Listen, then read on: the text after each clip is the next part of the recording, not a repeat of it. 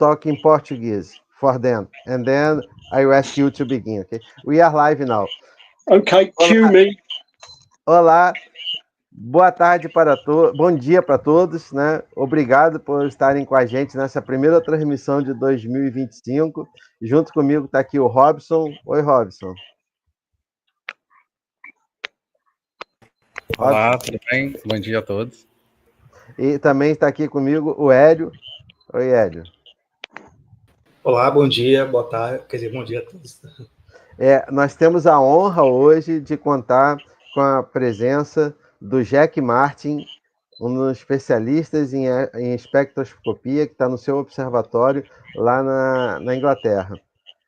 Jack Martin, thank you very much to be with us today. It's a great pleasure for us to have your participation. Thank you very much. Okay, it's a pleasure. I'm just trying to get the other phone going, Okay. so that welcome to. You need to mute the microphone of the other.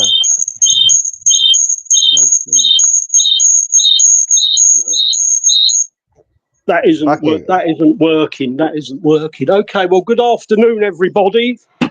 Here in the UK, it's just gone 2:30 in the afternoon. My name is Jack Martin. Welcome to the Huggins Spectroscopic Observatory from the east of England. It's quite a nice sunny day here in the UK. And it's 12 degrees outside, and here is the cat. Say hello. So, and he's very curious. He wants to be in on the show. So I'm going to show you around this observatory. Now, I'm a spectroscopy specialist, which means that all I do is spectroscopy of stars, stellar spectroscopy. Now, the light, we have the sun, but that can perhaps be a bit of an issue. I'm going to open the roof so that maybe, I hope, we can get a much better view. And I want to start showing you around the telescope. Now, Marcel, I'm going to ask questions to you and for you to answer. Can you see the telescopes? Yes. Yes. Only a few minutes that I'm going to translate something that you said. Ele agora está mostrando o observatório dele, né? E ele vai fazer uma sessão ao vivo de espectroscopia. Lá o céu tá claro, então vai ser um momento especial. Okay. Okay. So this is the spectroscope. Can you see the spectroscope okay? Yes, you can see. Yeah. Now the spectroscope is modified. Can you see the motor down below? Assim, ele está falando que o telescópio, o espectroscópio é modificado e tem um motor aqui embaixo. Ok. Yeah. So it's the collimation lens that's motorized. Now this, can you see this spectroscope here? Yes. This one. So it's exactly the same as what is on the telescope, but I use this for visual, for looking through like that. Directly at the sun. It's got a shield on it.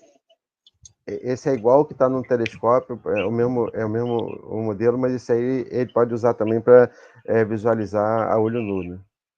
Yeah. So I take this when I go to the clubs in my home county, and when I go to London, I take this spectroscope with me and show people very high resolution spectrum of the sun, and it's very safe to look through. Now, wow. I also use. You want to translate? Right. I also use the Rainbow Optics Star Spectroscope, which is American. These are no longer made, and I use this for looking direct vision of bright stars through my Celestron C8. Ele estava mostrando ali, primeiro, aquele espectroscópio manual que ele leva para as escolas em Londres, onde ele vai para as pessoas poderem olhar, e esse aí é uma ocular especial que é da Rainbow, que ele permite você observar as raias também do espectro. So now I will show you what a grating looks like. A rede de difração agora.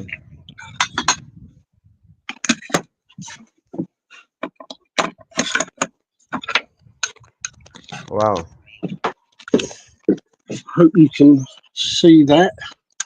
Sim. Here is the one of the gratings from the spectrograph, which goes in. Essa é uma das redes de difração. In here, yeah. Ok. So there are six gratings altogether for this model of spectrograph. Oh, ele usa 6 redes de difração nesse modelo aí de espectroscopia que ele está. So we begin here. This is a 5-inch refractor, and is a finder telescope. That's all right. That's my cell phone ringing. No problem. But I'm not gonna answer. They can leave a message. So this is an electronic finder scope, but also visual. É uma buscadora eletrônica, mas também pode ser fazer a busca visual também. And there are six computers down here. Can you see the computers? Tem 6 computadores lá.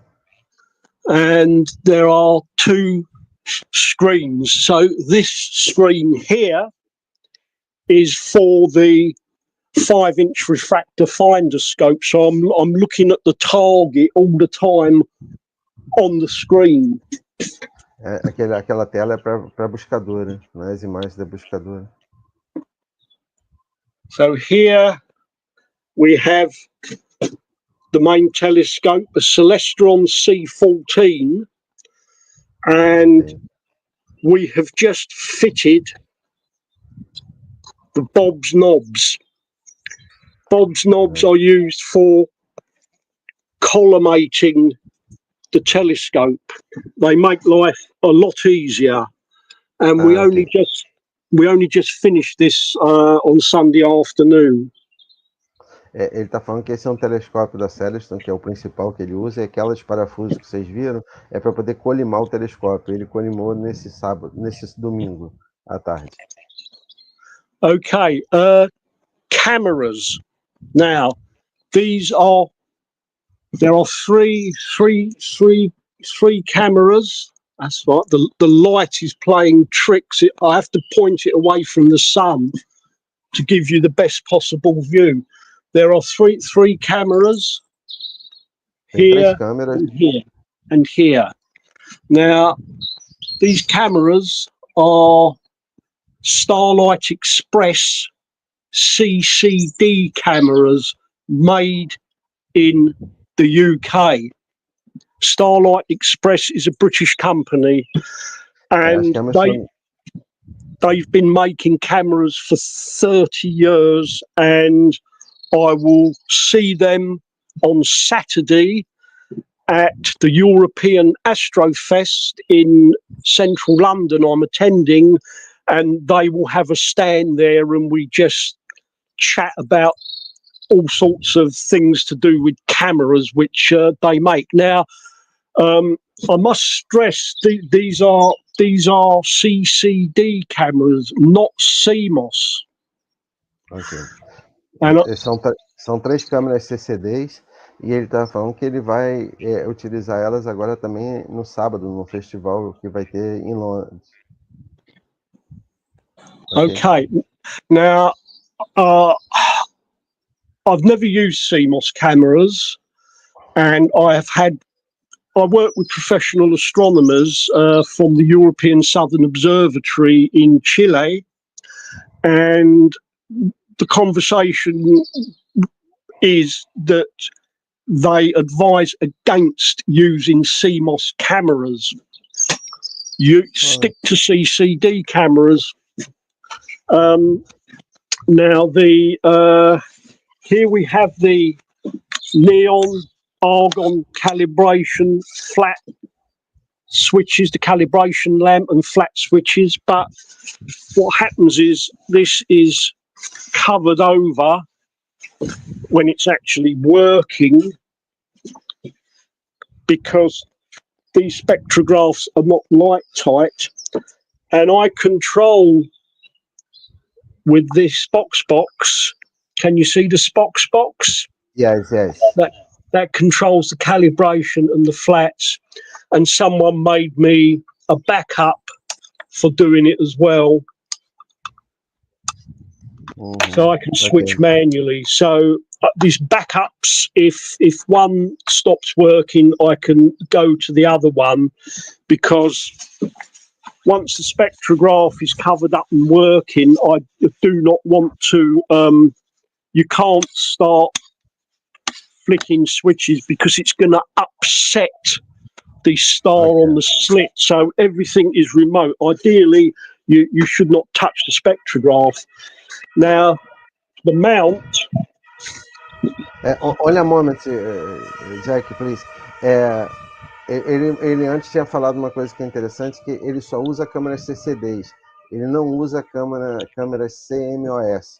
Ele, inclusive, recomenda que não se use câmeras CMOS. E ali ele estava mostrando aonde ele faz a calibração, e antes ele tem que retirar esses ruídos que estão vindo. Não é isso, flat? Não é isso, Hélio? So I have a Paramount MX. Uau! Uma montagem Paramount. And 1, 2, 3, 4, 5 counterweights. Uau! Tem 5 contrapesos. These are stainless steel, and it has capacity for 6. But Wow. I am close to the limit of the payload. Yes, you can see what sort of payload it's got on it. Yes. So I am advised that is a 5-inch refractor, by the way. I'm advised not to increase the load on the mount. Ok. We Ele disse que ele pode botar 6 contrapesos, mas que ele não está fazendo porque ele está no limite do peso que essa montagem suporta. Okay, so this is the Kendrick dew controller. This is made in Canada, and there are two dew bands on the C14 and 1 dew band on the refractor. And that's controlled by this switch here, and that is connected to a new power supply. There is the power supply. It's a 20 amp power supply because it has to drive several things. 20 amperes? Sorry? 20 amperes? The power is you need 20 amperes. 20 amperes, yeah, 20 amps, yes. Wow. So plenty of current. It's got to drive dew heaters. Tem 2 aquecedores ali no telescópio que estavam vendo, e ele precisa de uma fonte lá, e a fonte ela suporta até 20 amperes. Caramba. The cameras have their own power supplies. Ok. A câmera tem sua fonte de energia separado. And this is uninterruptible power supply. So in the event of a power outage, the that will kick in and keep the telescope running, the computers running for about a quarter of an hour. This is a moonlight focuser. Ok. Aí eu foco. And that is controlled, the control box here, and the motor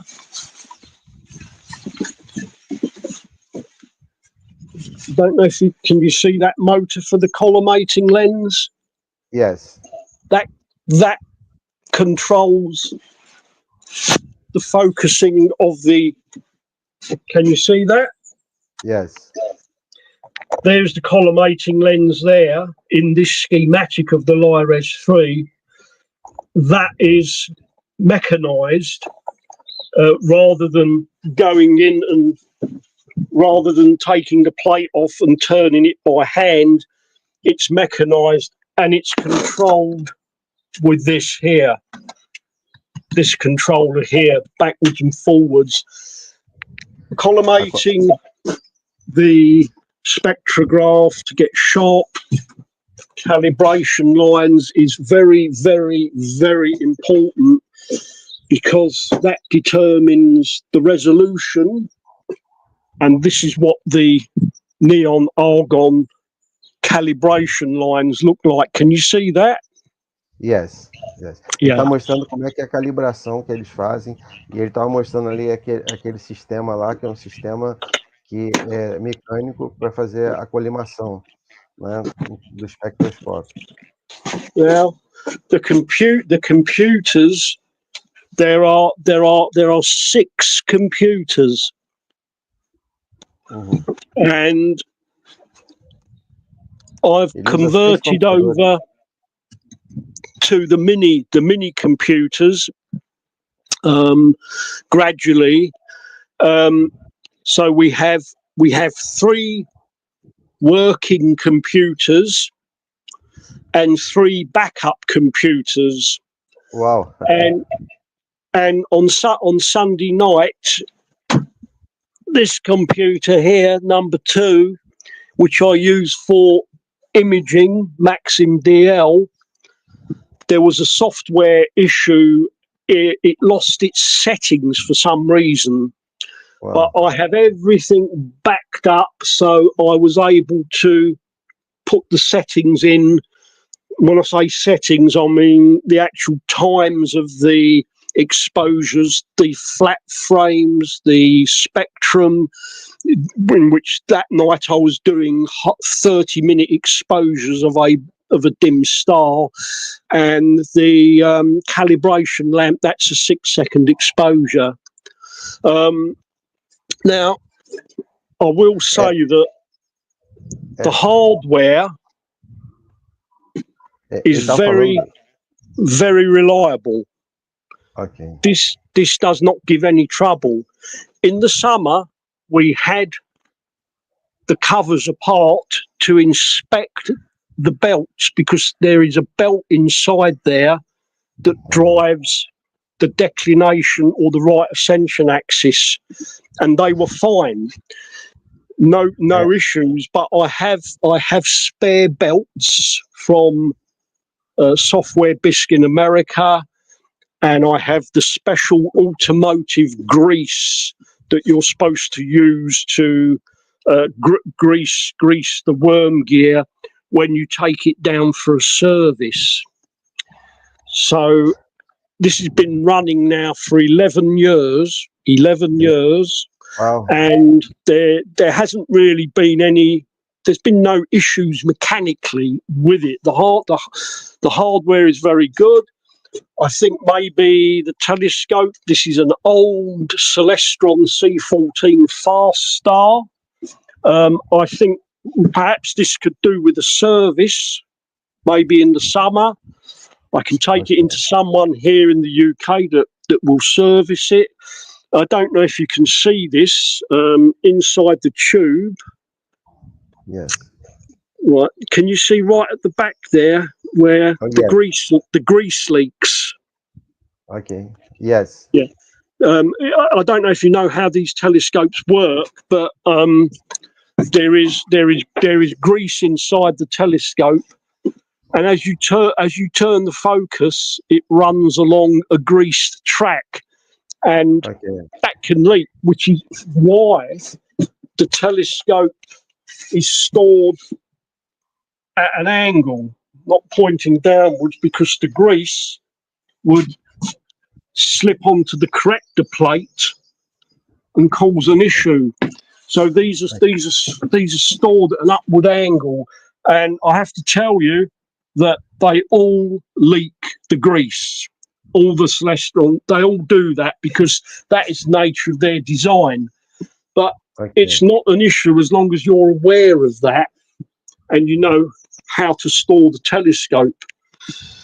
This is a spare backup for the cameras and the dew heaters. I was using this box until I had the modifications made here with the power supplies, and this is linked. This switch is linked to this. I can switch this on or off when I'm not using the camera. This one here, once I start taking spectra, I turn this whole thing off. You don't need it because you're guiding with PhD2 on the slit of the spectrograph. Now, one thing I want to show you here. Only a moment, so let me only translate a few words that you said. Yes. Eu vou tentar resumir o que ele falou até agora, mas se vocês lembrarem de alguma coisa, o Robson, Hélio, que eu perdi, o importante é que ele falou que tem há 11 anos essa montagem, ele nunca deu problema para ele, é confiável, é uma montagem confiável, e ali ele estava falando que tem 6 computadores, mas 3 ele usa e 3 são backups. Né? E ele estava até mostrando o computador 2 dele lá, que aquele computador 2, ele teve um problema com ele, acho que nesse último final de semana, mas já conseguiu consertar já. Ok, Vivi. Okay. Now, can you see this? Yes. Yes, I can see, but you are frozen. Ele está congelado, né? Só para mim. Okay, you are back now. I'm back. Yes, but I don't know. Is stopping your image. You are frozen.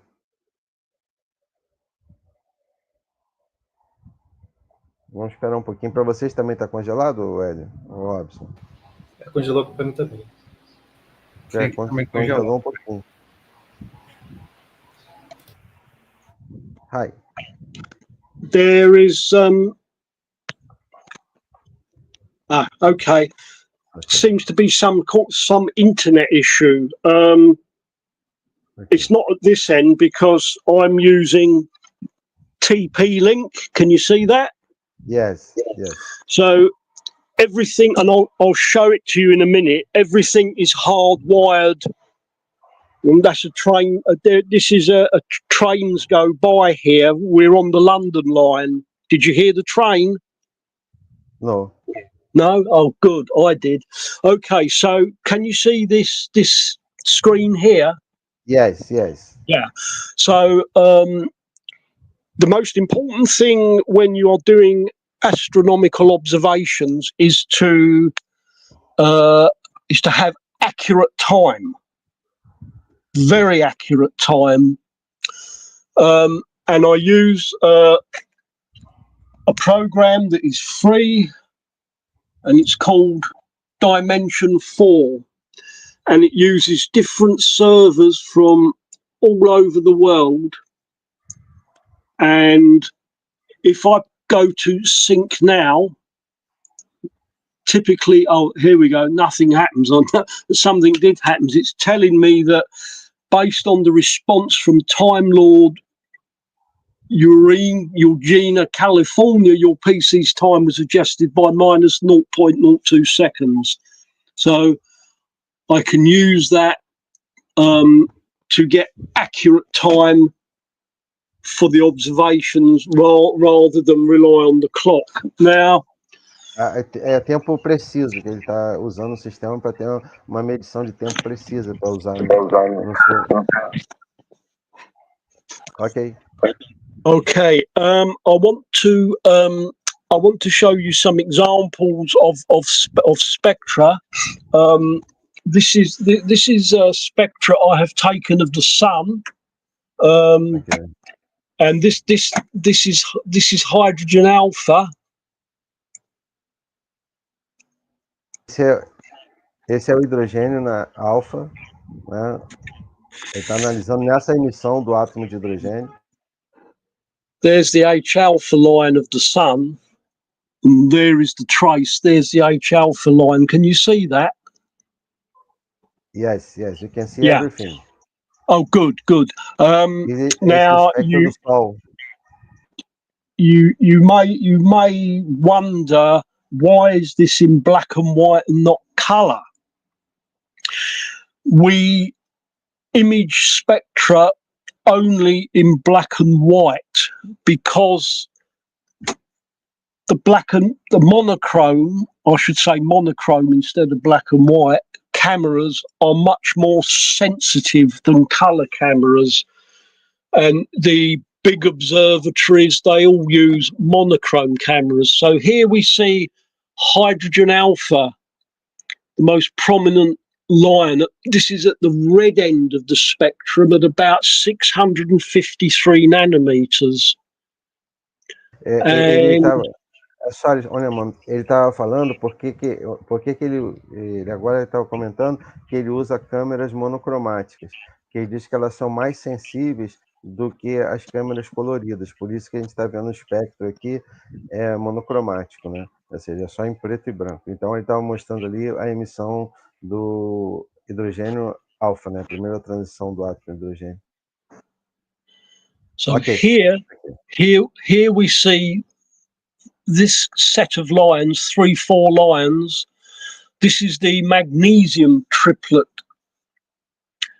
Esse é o tripleto do magnésio, essas 3 linhas. At about 530 nanometers, and in the green. And there's 1, 2, 3 line. There we are. There is the magnesium triplet.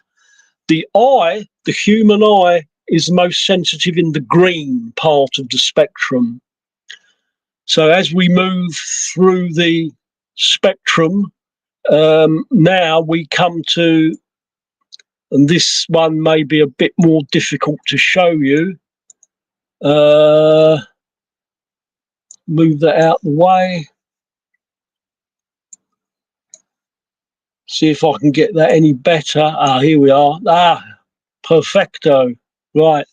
Here we have the calcium K lines right at the very blue end of the spectrum. This is where the sensitivity of the spectrograph drops off. And so does the sensitivity of the human eye. Now, I'm going to try and show you what they look like. Here we are. Not so good.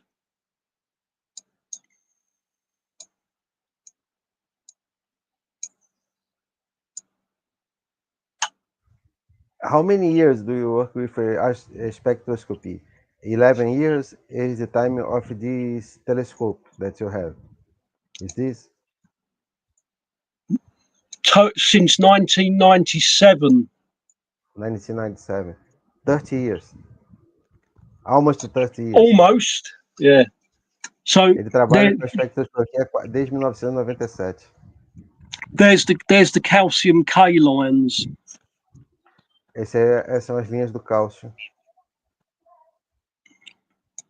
And here we have a very well-known star. I don't think you can't see Vega from Brazil, can you? Sorry? Can you see the star Vega from Brazil? What star? What star? Vega, Vega, V-E-G-A. yes, you can see from the constellation of Lyra. Yes. Yeah, you can see. Okay, so this is a very bright star, Vega. Here is the hydrogen alpha line of Vega. It's an A-type star, and it's got a temperature of about 11,000 Kelvin, and Wow. here. Wrong Está one. mostrando o espectro da estrela Vega, da constelação de Lyra, se eu não estou enganado. Foi essa, né, Hélio? And here is Vega, hydrogen alpha line of Vega, a typical A-type star, and you can see it's a very, very prominent H alpha line.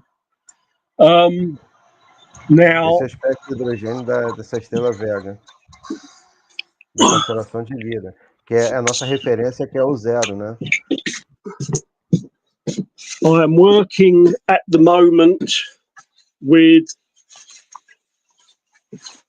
the 2400 grating. 240 redes de difração. This is working at the highest resolution the spectrograph can attain, a resolution of about 19,000 on a good night. Sorry, the resolution is 900,000, is this? No, 19,000 resolution of the spectrum of this spectrograph. Resolution of about 19,000. 19,000. Yeah. And this is the 1800, the next grating down, which I also use, but the resolution can be like 30. It can go down to about 13,000, but with the 2400 grating, you look at one line, which is what I showed you on the computer. With the 1800, you can look at more lines if you want to look at hydrogen alpha and silicon lines at the red end, or whatever the area of interest is. Now, I work with a team of international small telescope scientists. 18 scientists, is this? A team of international small telescope scientists. Ok. Ele trabalha com uma equipe mundial de pessoas que têm pequenos telescópios. And we look at bright stars, the bright below 12th magnitude. Once you start going 13, 14, 15, the telescope struggles to get the light. And below 12 magnitudes, is this? Below 13, 14, you study? No, only below. 11, below, yeah. 10. Ok, ele estuda estrelas com magnitude menor do que 12. Que é o limite que eles têm. We work with a team with professional astronomers in America or anywhere in the world who cannot get time on the big telescopes because the big telescopes don't monitor these stars because they are too bright for their sensors. They're huge CCD sensors. They're $1 million camera, and they don't want to be damaging $1 million camera that gets flooded with light from a bright star if it would damage the sensors. So this is where we come in, and we are inundated with projects with professional astronomers. They help us, we help them. Ok, great. Ele está falando uma coisa fantástica, que eles trabalham com astrônomos profissionais, porque esses astrônomos profissionais não conseguem analisar essas estrelas nos grandes telescópios, porque o sensor desses telescópios eles não vão ser danificados provavelmente por ter umas estrelas tão brilhantes. Então, eles fazem parceria com eles para poder estudar essas estrelas com magnitude abaixo de 12. Ok, fantástico isso. So we are about 20 based in USA, UK, France, Spain, Italy. Nobody from Germany, funnily enough, although there are people there that do it. Austria, and unfortunately no one from Russia. Wow. Because it's difficult for them. They are nothing to do with the regime, but they know they're being watched when they communicate with the West. But they're very talented, the Russian scientists. And we also have one person from China, and he has issues with the authorities getting information from the West, scientific information about spectroscopy. The authorities are so nervous about this sort of thing, and there's no issue to national security, but that's the way things are in different countries. So most of the collaboration is done with the USA and with UK and Europe. France is pretty big on that as well. They have their own groups. But the total are 20 people involved. Are 20 people involved? Yeah, 20, 25, it can vary. And we also have people from Canada. Ok. Ele está falando que o grupo deles são 20 pessoas, né, que fazem esse trabalho de espectroscopia com pequenos telescópios, e a maior parte deles são da Inglaterra, da Europa, Estados Unidos, tem uma pessoa no Canadá, e ele tinha uma pessoa na China, tem uma pessoa que participa, mas que tem alguns problemas em relação a compartilhar os dados de espectroscopia, ele não sabe a razão. Ok. So this is what we call the coal face, the coal mine here, where we get the data for the professional astronomers, and we send it to them, and they do all the analysis and they write up the reports.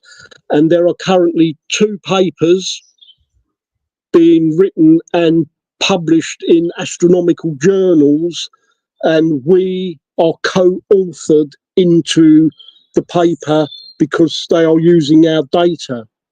Uau! Ele está falando que eles enviam essas informações também para os astrônomos profissionais, e eles publicaram recentemente 2 trabalhos, né, que eles são coautores desses trabalhos, né, de espectroscopia, a partir dos dados que eles obtiveram. The only difference between us and the professional astronomers is that we don't get paid. Ele falou que a única diferença deles para os astrônomos profissionais é que eles não são pagos. How of you are volunteers? Yes. Now, how much does it cost to run an observatory all night? Well, this is small scale. Not a lot. It costs $50,000 to run the European Southern Observatory at Paranel in Chile per night, and they have to have technicians working there all night to keep an eye on the equipment. It's a huge complex, as I'm sure you know. You're right next door it. I'm an ocean away, but it's a completely different setup. I run this on my own, so I am the butcher, the baker, the candlestick maker, and I troubleshoot everything that can go wrong. And the biggest issues I've had with when things go wrong is with the computers. They can fail. The components can fail. The motherboards can fail. The fans, you name it, it can fail. And depending on what's wrong with it, sometimes they're repairable, sometimes they're not. Now, I'm conscious of the time here, so I want to make time for questions. Okay. In Chile, you said that is $50,000 per night to use the observatory. Is this? You are mute. You are mute. I can't hear you, Jack. You are mute. We can't hear you.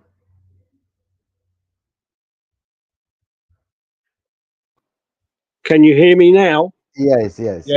Okay.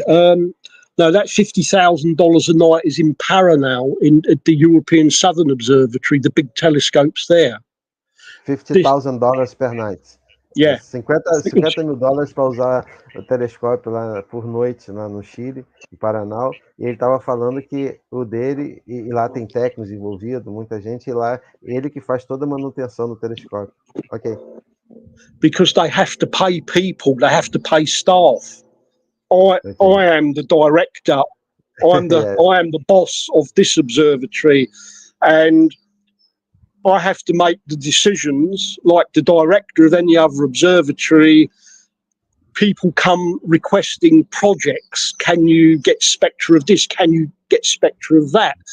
And I have to decide based on the gut feeling whether or not I want to give telescope time over to a particular project. Is there any science in it? What are you going to do with the data? Are you going to write it up and get it published? And if the answer is no, then my answer is no. I can't grant you telescope time. I can only grant telescope time to serious projects that are research based. We do research here. That's work that's of scientific value that is going to get published in a professional journal. Now I'll show you. This here is observatory number 2. Can you see it? Yes. Yeah. So I do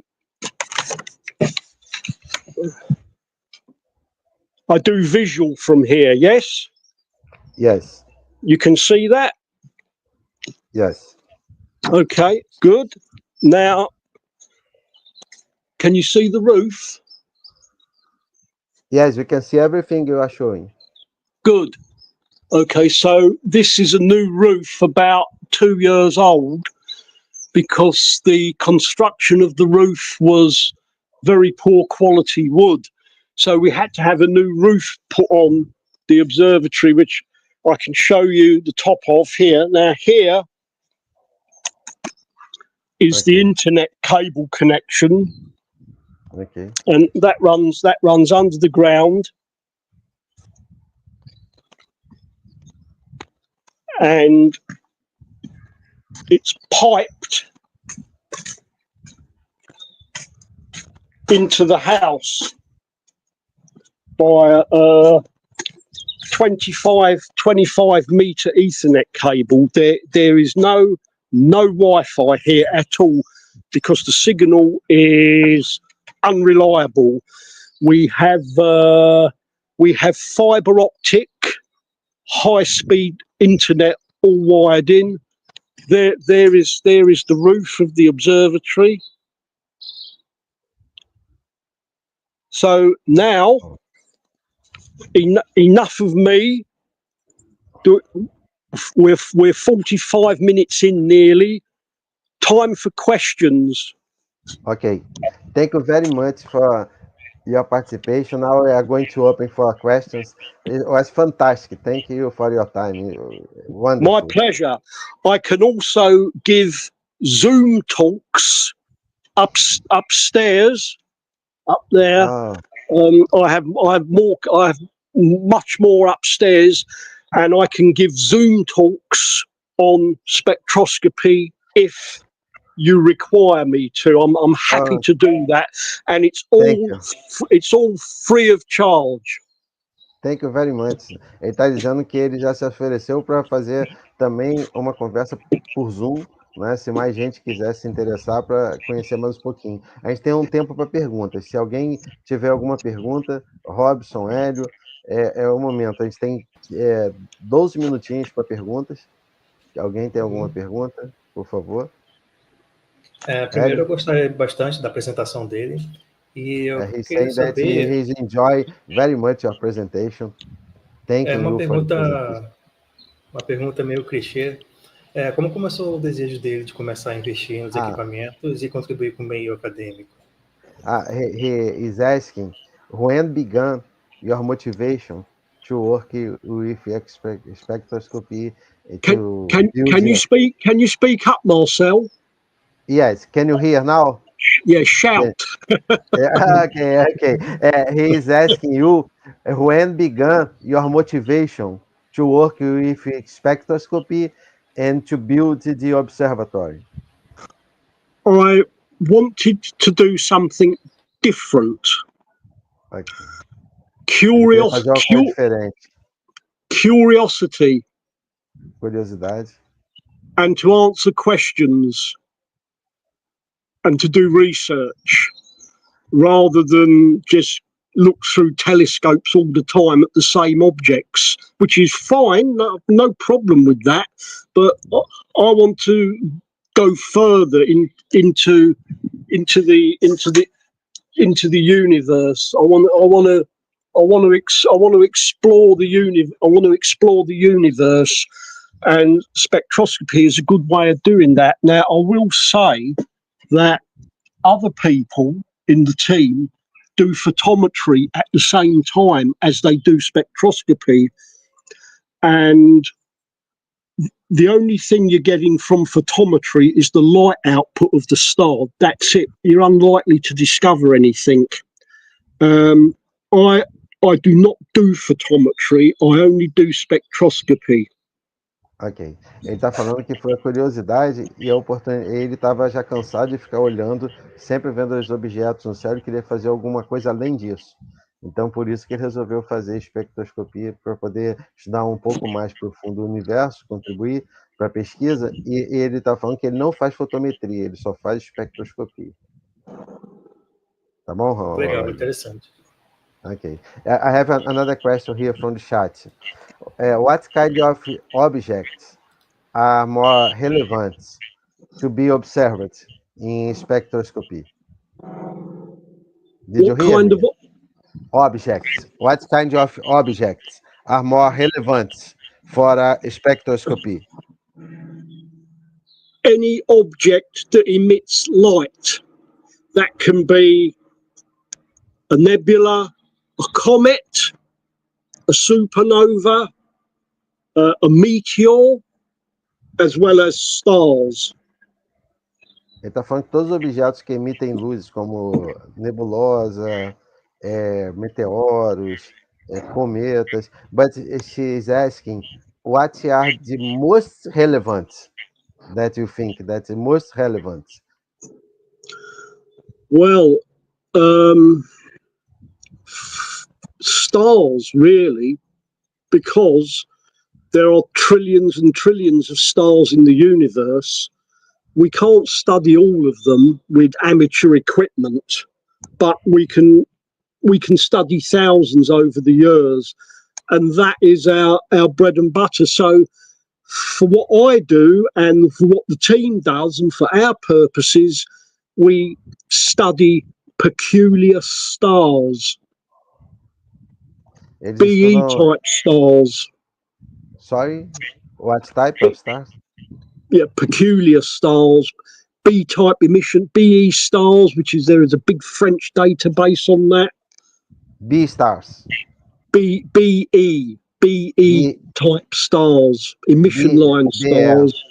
BE, estrelas BE. Ele está falando que os mais relevantes são estrelas, né? E eles estudam algumas estrelas peculiares que ele estava citando. And certain types of stars that have peculiar properties in their spectrum, São which are estrelas que not têm, well studied or understood. We get the data. That's our job. Data. então, No essas são estrelas. data, no paper. Ok. Ele está falando que são estrelas peculiares que podem trazer alguma coisa nova nos estudos para produzir com esses dados trabalhos científicos. Now we have ever one question that we make for everyone that participates here. I received before this. I have a short question, another short question in the chat here. What are the most difficulties to keep working an observatory like your observatory? What are difficulties that you have to keep working in the observatory? What are the difficulties I face? The ongoing maintenance of the observatory, the evolution of the observatory, the addition of equipment, the computers can be an issue because the observatory, as you can see, is all computerized. So if a computer fails, you cannot work. You have to shut down the observatory. Okay. That can be the biggest difficulty, which is why there are backup computers, 3 working. We have two computers for the mount and the camera, and then computer number 3 for the guide telescope there.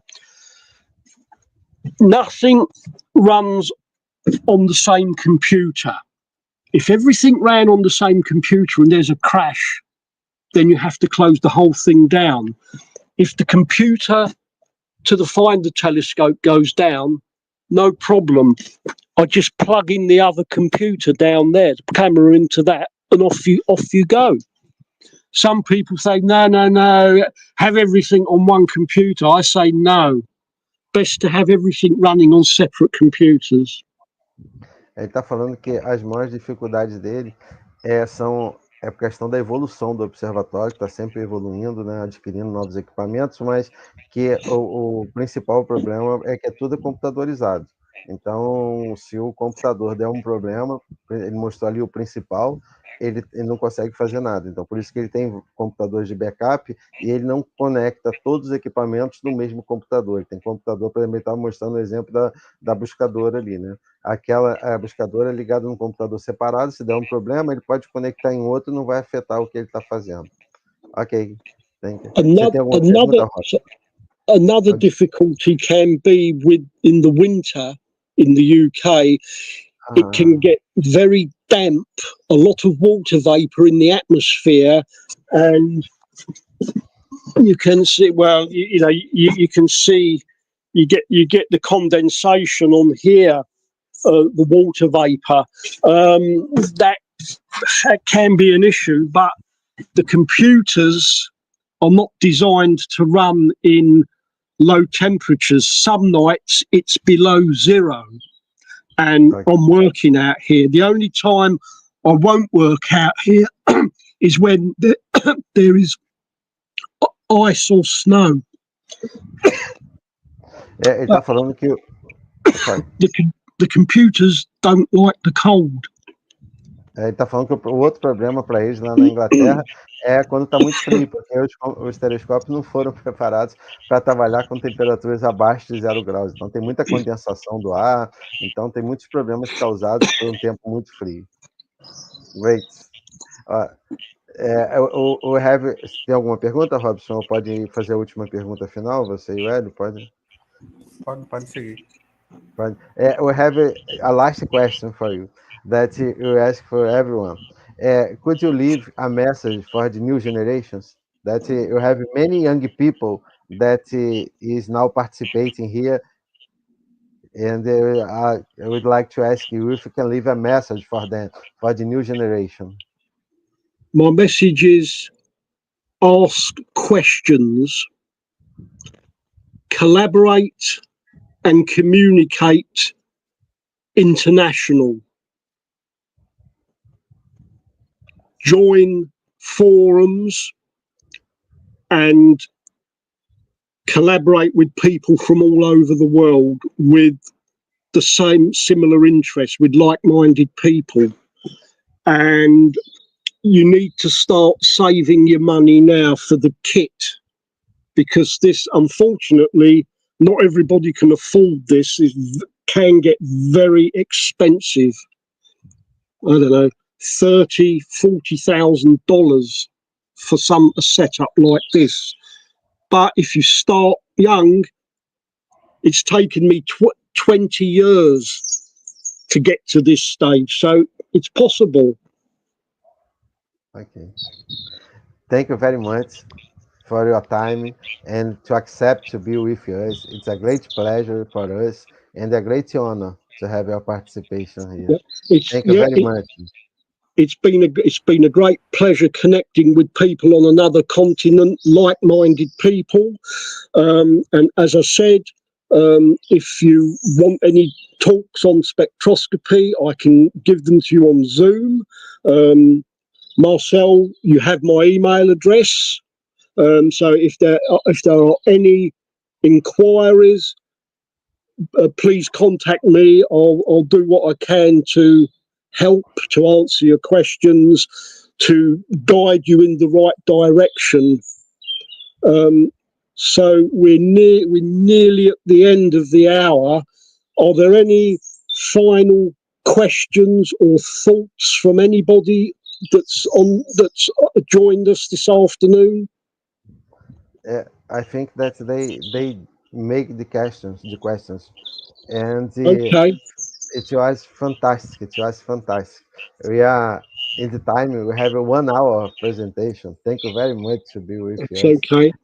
Eu queria agradecer a todos que participaram conosco. Ele está à disposição se tiverem alguma dúvida, e ele se ofereceu para dar conversas específicas sobre espectroscopia pelo Zoom. Então, quem tiver interesse, né, é fantástico. Ele deu como conselho para vocês das novas gerações fazerem sempre buscarem cooperação internacional nos fóruns e tentarem interagir. Né? Thank you very much. Muito obrigado. I also say, my pleasure, I also say it's 2025. World communication has never been so easy, so simple. And if you've got it, use it. Can you translate that? Ele está falando que estamos em 2025 e se comunicar internacionalmente nunca foi tão fácil. Né? And the international group of small telescope scientists that I work with worldwide came out of COVID, because someone had an idea in America, what if I start communicating with people in different countries? So because we had lockdowns all over the world, we couldn't go anywhere or meet people, and the group was formed out of that, COVID. So that was one of the good things that came out of the COVID pandemic. Ele está falando que o grupo surgiu no momento da Covid, porque as pessoas não ficavam isoladas, né? Teve o lockdown, e aí eles começaram a se comunicar através das redes, né? So there is nothing to stop you from starting a group, even if it's only to discuss. So I say to you, start a group. People bring their problems and their headaches with equipment, and we all help each other to get people's equipment working so that they can produce, in this case, spectra and useful scientific results. Do some science. Ele está falando que nada pode parar você de se comunicar, e vocês devem começar um grupo, porque vocês podem, algum problema que vocês tenham, tendo dor de cabeça nos seus equipamentos, alguma dúvida, tem outras pessoas que podem resolver esse problema para vocês, né, que têm experiência sobre isso. So we're bang on time. So now here in England it is 3:30 in the afternoon, and it's time for the English tea. Ele está falando que agora já são lá na Inglaterra são 3:30, está na hora do chá da tarde deles. Here in Brazil is lunch time. It's time for our lunch here in Brazil. And I invite you all to tea. Ele está convidando todos para tomar o chá com ele. Okay. Thank you very much. Thank you very much. Okay. All the best. Have a wonderful day. Have a wonderful day. Bye. You too. Bye bye.